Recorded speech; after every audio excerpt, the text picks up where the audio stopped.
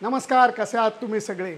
तसं बघायला गेलं तर यंदाच्या विश्वचषकाचं वेळापत्रक हे माझ्या पथ्याला वर पडतंय. त्याचं कारण तुम्हाला सांगतो.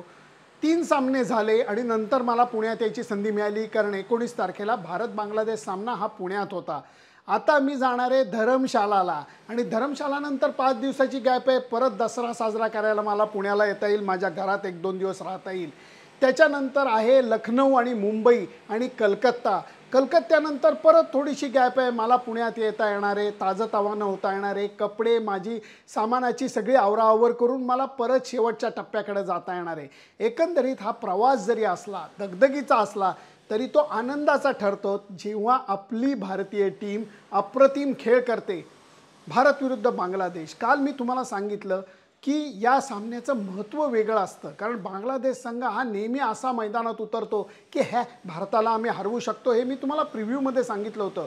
त्यामुळे त्यांना जागेवर ठेवणं फार गरजेचं असतं कारण प्रिव्ह्यूच्या प्रेस कॉन्फरन्समध्ये सुद्धा बांगलादेशी पत्रकार असं काही बोलत होते की अरे एशिया कपमध्ये खेळलेले जर का खेळाडू तुम्ही खेळवले तर भारताला हरवणं शक्य आहे.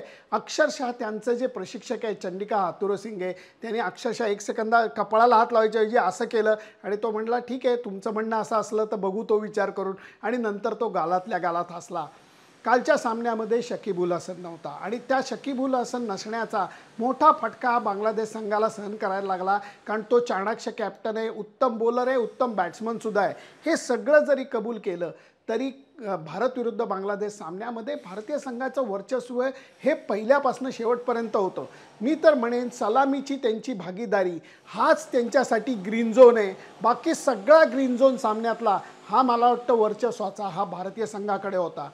मधल्या ओव्हरमध्ये भारतीय खेळाडू हे सामन्याचा ताबा ज्या पद्धतीने हलकेच खेचून आणतात समोरच्या संघाला कळतसुद्धा नाही आणि त्यावेळेला ते सामना जो असतो तो हळूहळू भारताकडे झुकवायला लावतात आणि ह्याच्याकरता सगळेजण मिळून प्रयत्न करतायत. ही गोष्ट तुम्ही लक्षात घ्या कारण कुणा एका दुसऱ्या खेळाडूवरती भारतीय संघ अवलंबून नाही आणि ते सर्वात शुभ लक्षण आहे. भारतीय संघाच्या कालच्या खेळामध्ये मी तुम्हाला सांगितलं बॅटिंग बॉलिंग तर झालीच पण फिल्डिंगचं जे होतं ना ते रूप बघून मला खूप आनंद झाला कारण फिल्डिंग एक अशी गोष्ट आहे ना जी संघाचं मनोबल एकदम झटकन वाढवते, गोलंदाजांचा उत्साह वाढवते, कॅप्टनचा विश्वास वाढवते आणि त्याचबरोबर जेव्हा प्रत्येक चांगल्या फिल्डिंगच्या प्रयत्नाला प्रेक्षक प्रतिसाद देतात तेव्हा खेळाडूंना सुद्धा ती ऊर्जा असते ती जाणवायला लागते. भारतीय संघाने एक छान पद्धत चालू केली की प्रत्येक सामन्यानंतर त्या सामन्यातल्या बेस्ट फिल्डरला एक मेडल दिलं जातं. भारत विरुद्ध बांगलादेश सामन्यामध्ये अगदी जोरदार टसल होती कारण एकीकडे कुलदीप यादवनी ग्राउंड फिल्डिंग चांगली केलेली होती, दुसरीकडे के राहुलनी आउटस्टँडिंग कॅच पकडलेला होता मेहदी हसन मिराजचा, परंतु मुशफिकूरचा जो कॅच होता तो कोणालाच विसरता येणार नाही कारण जडेजाने ते तो कॅच झेलत असताना जी काही त्यांनी तयारी दाखवली त्याच्यामध्ये त्याचं फिटनेस होतं, त्याचं कौशल्य होतं, नजरेची ताकद होती आणि त्याच्याचबरोबर त्याच्या फिल्डिंगमध्ये असलेली काय म्हणतात त्याला चित्त्यासारखी झेप जी होती ती सुद्धा आपल्याला बघायला मिळाली. त्यामुळे भारतीय संघ व्यवस्थापनाने प्रशिक्षक जो आहे त्यांनी अत्यंत विचारपूर्वक ते मेडल जे होतं ते रवींद्र जडेजाला दिलं. पद्धतही चांगली आहे.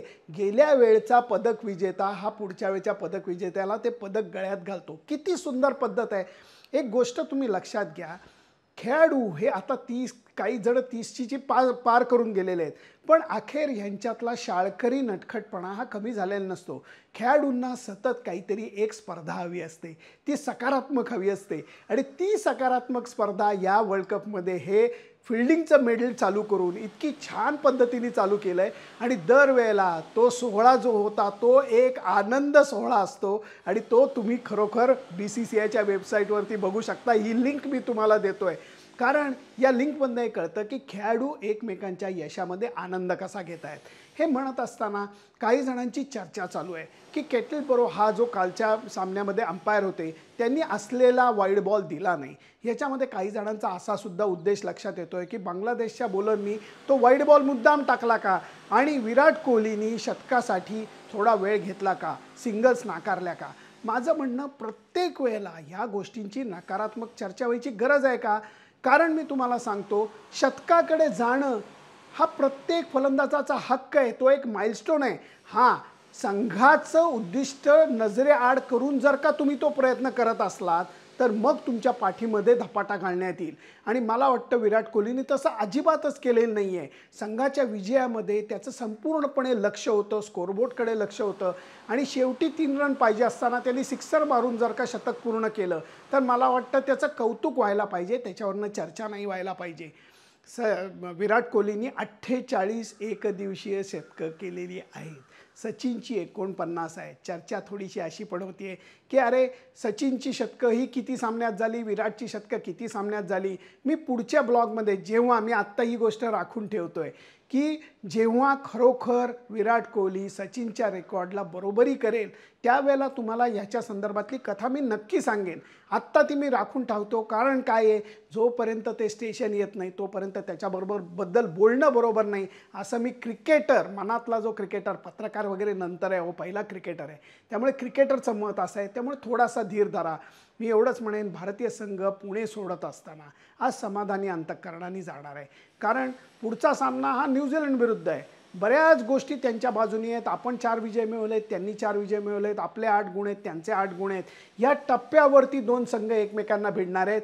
परंतु या भारत विरुद्ध न्यूझीलंड सामन्याला थोडासा अवधी आहे. शनिवारचा खरा फटाका सामना हा मुंबईमध्ये होणार आहे, कारण इंग्लंड विरुद्ध दक्षिण आफ्रिका या सामन्याला माझ्या मते प्रचंड महत्त्व आहे स्पर्धेच्या दृष्टीने, त्या दोन्ही संघांच्या दृष्टीने. इंग्लंडचा तोल थोडासा गेलेला आहे आणि दक्षिण आफ्रिकेने त्यांच्या नेहमीच्या स्टाईलमध्ये मस्त सुरुवात केली आणि नंतर अचानक नेदरलँड्स विरुद्ध सामना गमावला. हा गमावलेला सामना त्यांच्या मनाला चांगलाच बोचलेला असेल, कारण टेम्बा बऊमा हा त्यांचा कर्णधार आहे, त्यांनी हे मान्य केलेलं आहे की is it hurting, yes it is hurting and it should hurt. ते लागलंच पाहिजे, नाहीतर मग सुधारणा होणार कशी. इंग्लंड विरुद्धच्या सामन्यामध्ये दक्षिण आफ्रिका काय रणनीती अवलंबत आहे हे बघायला मी उत्सुक आहे. मी सामना प्रत्यक्ष बघू शकणार नाही आहे, मी टी व्हीवरती सामना बघणार आहे हिमालयाच्या कुशीतनं, कारण मी धर्मशालाला चाललेलो आहे. पण ह्या सामन्यामध्ये दोन्ही संघ आक्रमक फलंदाजीसाठी एकदम सज्ज आहेत. मुंबईचं जे मैदान आहे त्याच्याही बाउंड्री लाईन थोड्याशा छोट्या आहेत, काही बाउंड्री लाईन तर खूपच छोट्या आहेत आणि मैदान बंदिस्त असल्यामुळे हवेत मारलेला बॉल हवेत जास्त काळ राहतो, ट्रॅव्हल करतो आणि सिक्सरच्या बाजूने जातो. या सगळ्या गोष्टींचा जर का विचार केला तर मला वाटतं हा सामना लक्षणीय ठरणार आहे. या सामन्यामध्ये जर का इंग्लंडचा पराभव झाला तर त्यांना प्रचंड मोठा सेटबॅक हा त्यांच्या वर्ल्ड कपच्या मोहिमेला लागणार आहे. गतविजेते आहेत ते, हे आपण विसरायला नको. फक्त आत्ताच्या घडीला त्यांचा रिदम परत कसा येईल, त्या बेन स्टोक्स खेळायची शक्यता आहे असं सगळेजण बोलत आहेत. तो खेळेल का, तो खेळला तर तो कोणाच्या जागी खेळेल, या सगळ्याच गोष्टी बघायला लागतील. एक नक्की आहे, हा सामना मोठ्या धावसंख्येचा होईल असा सगळ्यांचाच अंदाज आहे. तो सामना कसा होतो हे बघूया, त्याचा आनंद घेऊयात आणि त्याच्यानंतर जो भारत विरुद्ध न्यूझीलंड सामन्याचा जो प्रिव्ह्यू रिपोर्ट आहे तो मी तुम्हाला धर्मशालाहून सादर करणार आहे, हिमालयाच्या कुशीतनं सादर करणार आहे. तिकडं जायला मी नेहमीच उत्सुक असतो, कारण हिमालयाचं दर्शन, दलाई लामांचा आश्रम आणि निसर्गाचं एक सुंदर रूप आणि जगातलं one of the best cricket stadium निसर्गाच्या कुशीत वसलेलं, या सगळ्या गोष्टी मला त्या मैदानाकडे ओढून नेतात. त्यामुळे आता जातो, बडबड थांबवतो आणि आता तुम्हाला धर्मशालेतनं भेटतो. फक्त हे म्हणत असताना नेहमीची माझी विनंती करतो, माझं फेसबुक पेज, माझं इंस्टाग्राम चॅनल, माझं यूट्यूब चॅनल लाईक, शेअर आणि सबस्क्राईब करायला विसरू नका. आपल्याला कसंही करून ह्या वर्ल्ड कप संपायच्या आत 1,00,000 सबस्क्रायबरचा आकडा हा ओलांडायचा आहे. त्याच्याकरता तुमच्या सपोर्टची मला नितांत गरज आहे. Bye bye.